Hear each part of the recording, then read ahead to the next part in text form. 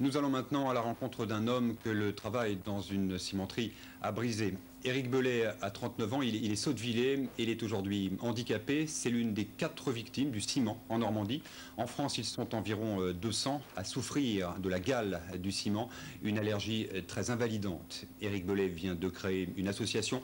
Il réclame notamment des indemnisations plus conséquentes. Olivier Quérault et Jean-Luc Weber. Depuis février 1998, Éric Bellet est en arrêt de travail. Il souffre de ce que l'on appelle la gale du ciment, une réaction allergique au ciment qui touche essentiellement le monde du bâtiment.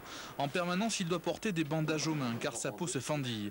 La gale du ciment est reconnue maladie professionnelle et Éric Bellet a le statut de travailleur handicapé.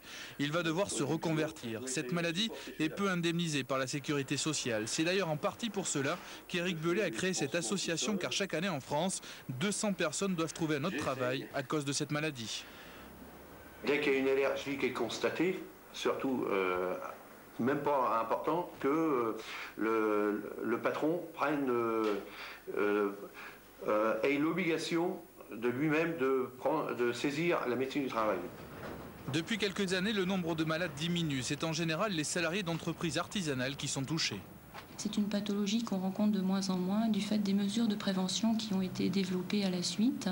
Les mesures de prévention sont le port de gants, le fait qu'au niveau du ciment, on a modifié la composition. En particulier, on a mis dans le ciment des chélateurs, de sorte que la quantité d'allergènes y est moindre et donc le contact avec l'allergène est moins massif.